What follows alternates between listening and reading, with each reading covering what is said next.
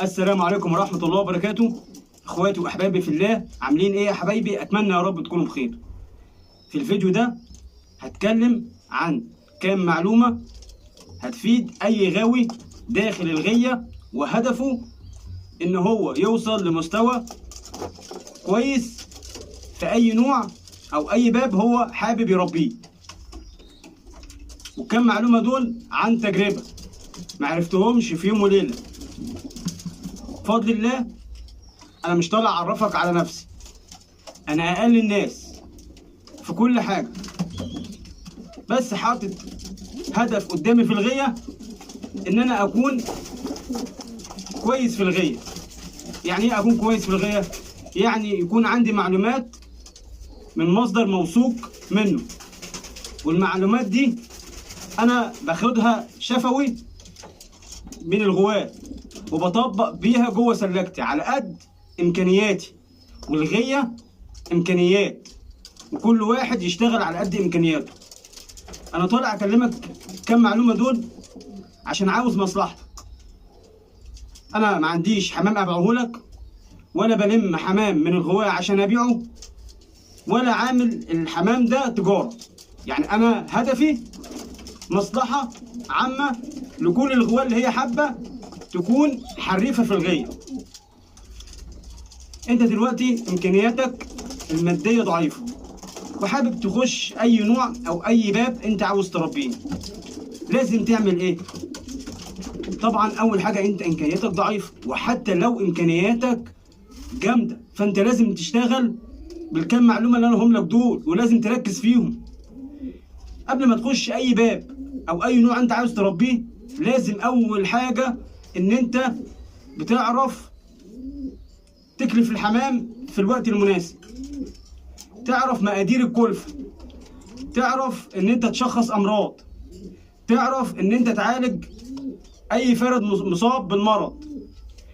لازم برضك تعرف ان انت تشتغل مع اسوس الفرخ المنتجة، وتعرف تهتم بالزغاليل، وتعرف امتى تقطف الزغاليل، وتعرف امتى تمام تسيب الزغاليل اللي هتقدمك، والزغاليل اللي مش هتقدمك بتبدأ تزقها بره وبتبدأ تدخل بيها حاجات بقى في السلاكة بتاعتك، سواء ان انت محتاج تدخل سلكات جديدة، ادوية، طير مستوى كويس عشان تغير دم، عاوز تزود في الكلفة اللي انت كنت بتجيبها الاول، عاوز ما تصرفش من جيبك كتير. ليها كذا اتجاه، بس عشان تستمر في الغية فانت لازم تكون شاطر. الفترة اللي انت امكانياتك المادية ضعيفة ما تحطش ايدك على خدك وتقعد تتفرج على الناس اللي بتشتري حمام غالي وبارقام وتقول اصل ده عنده جامد تمام وانا ما عنديش، اصل ده جاب بفلوس وانا ما جبتش. لا، مش عايزك تشتغل بالنقطة دي. ليه؟ لان انت كده بتعطل نفسك. طب ما انت تستثمر وقتك ان انت في الفترة اللي انت مادياتك فيها ضعيفة تبدأ تذاكر غية صح. يعني ايه تذاكر غية صح؟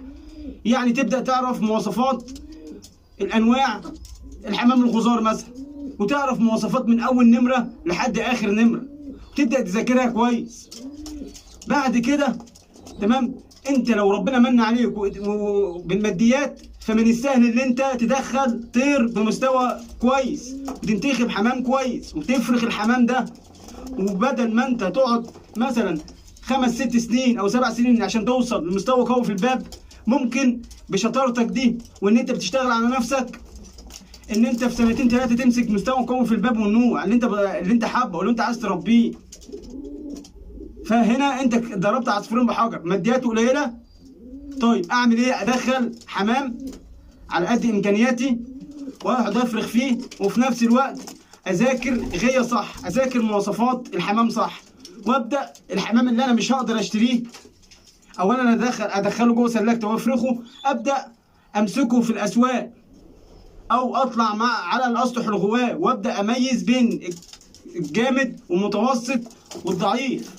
وهنا انت كده هتستمر في الغيه بكل سهوله. اول حاجه انت اكتسبت خبره، تاني حاجه ان انت ما هدرتش فلوس او ما ضيعتش فلوس على الهوا.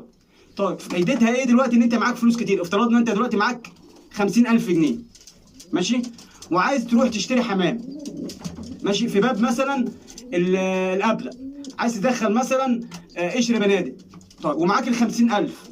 طب ما انت ال 50,000 دول اللي راح تشتري بيهم قشر بنادق، ما انت ولا عارف مواصفات، ولا عارف تفرخهم، ولا عشت ان انت تفرخهم، ولا اشتغلت ان انت تفرخهم، ولا حتى عرفت مواصفاتهم. طب ما ال 50 دول هيطيروا. طيب افترضنا ان انت عارف تمام تقليب ومواصفات القشر بندق وبتعرف تفرخه، طيب ما بتعرفش تكلف كويس، ما بتعرفش تشخص امراض، ما بتعرفش تعالج الحمام المريض، تمام، ما بتعرفش تقدر تمام ان انت تنتخب الحمام اللي هيقدمك والحمام اللي ياخرك، بتبدا تزقه بره السلاكه، سواء بتنزله اسواق او بتديه المبتدئين او بتديه المتسبب. فانت برضك الموضوع مش ماده بس، الموضوع مش ماده بس. ممكن في الوقت الحالي معكش ماده ممكن تستغنى عنها، بس تشتغل بالفكر. ايه هو بقى الفكر؟ ان انت تبقى ناضج في الغيه، ان انت تفهم مواصفات وتقليب النوع او الباب اللي انت عاوز تربيه، او تفهم في مواصفات الحمام كله. ايه المانع؟ ان انت تبقى فاهم في القبله، في البول، تبقى فاهم في الصوفات، تبقى فاهم في النواعم، تمام، اللي هو زي الحمام الريحاني، تمام، والاصفر ورقه، تمام. ايه المشكله؟ ايه المشكله لما تفهم في التلاوين؟ ايه المشكله لما تفهم في الحمام الكشك؟ ايه المشكله لما تفهم في الشامي؟ ايه المشكله لما تفهم في الحمام زي الشقلباظيات؟ ايه المشكله؟ يعني انت مشكلتك لما تفهم وتفهم في الحمام المرسلات. ايه مشكلتك لما تفهم في الحمام كله؟ انت مش هتربي الحمام كله، بس في ايه لما تفهم في الحمام كله؟ ده هيخليك يعني قيمتك عاليه بين الغواة، هتبقى مميز بين الغواة.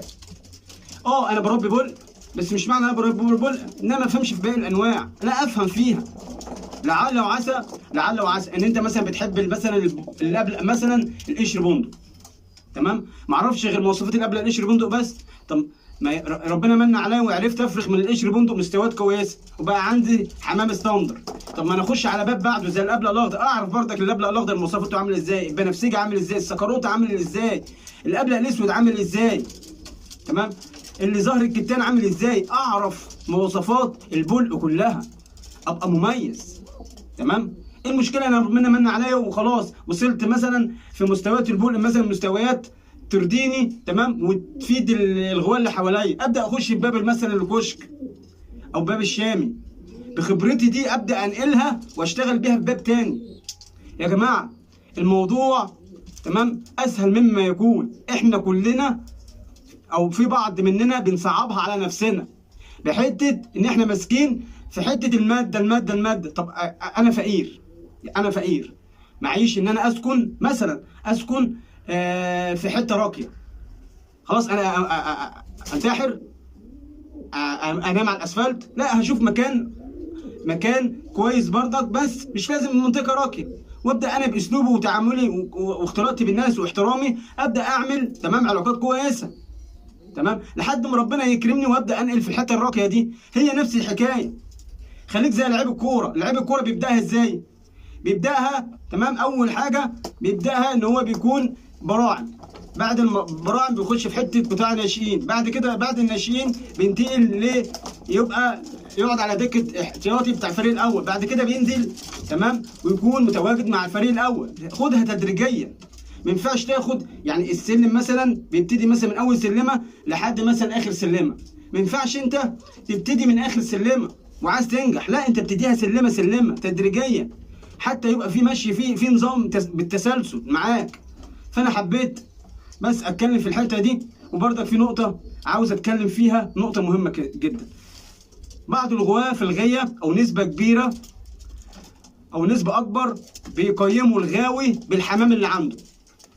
طب افترضنا الغاوي ده اللي انت بتقيمه ده ما عندوش حمام غزار، معهوش امكانيات ان هو يربي حمام غزار، بس فاهم غيه كويس، ده ما صنفوش من الغواة اللي فاهمه؟ لا اصنفه، بس هو ربنا لسه ما ارادش ان هو يكون معاه ماديات ويبدا يدخل خامات بالانواع دي ويشتغل عليها.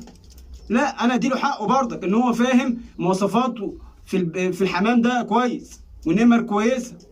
ما عندوش دي بقى تمام، انا ما قيموش. طب ما في غواة كتير، لو انت بتقيم بقى بالحمام، لو انت عايز تقيم بالحمام، في ناس بتشتري حمام غزار ماشي، وبتفرخ حمام غزار وهي لا تفقه شيئا عن مواصفات الحمام الغزار، غير بياخدوا حمام بالشبه. بياخد مثلا يجيب ذكر احمر غزار على انتهى احمر غزار يلفوهم ببعض، يقول لك انا جبت ذكر ب 500 على انتهى 300، اهو لو فرخت منهم هيطلعوا كام زغلول نش، اهو انا هجيب حق الكلفه وحق القص، بيحسبها حسابات تجاره بالورقه والقلم، وده يخسر برضك.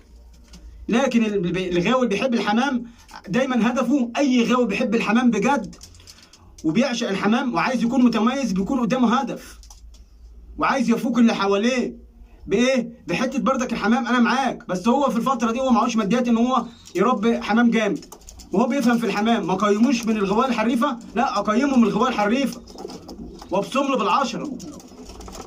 ما في غوايه كتير بطلت حمام وما عندهاش حمام، بس بتتكلم في الغايه صح، ده ما قيموش، ما خلوش من اولويات الغوايه الحريفه، لا اخليه من اولويات الغوايه الحريفه. العمليه مش بالشكلات يا جماعه، في غوايه كتير، انا لا اوجه الكلام ده لحد، في غوايه كتير وراهم حمام غزار، وحمام كله مليان عيوب شرعيه، وحمام كله تمام شعبي، ومتصيطين. متصيطين من ايه؟ من الناس اللي عندها نسبه جهل كبيره في الغيه. لكن لو واحد فاهم عمره ما هيقول الله ينور، ولا يقول له الله ينور على الجامد اللي عندك، لان هو فاهم غيه صح، ما بيتصيطش. الغاوي الفاشل تمام غير الغاوي الجاهل اللي ما عندوش درايه بالمواصفات. اما الغاوي الحريف، الغاوي الحريف بيصيط الغاوي الحريف زيه، بيبقى فيه سنه تمام غرور، تمام ماشي، وحته كده بينهم وبين بعض، بس برضك بيعترف ان ان هو غاوي. مش عايز اطول عليكم، انتظروني كل جديد على قناتي اللي يفيد الغاوي والغاية المصرية. والسلام عليكم ورحمة الله وبركاته.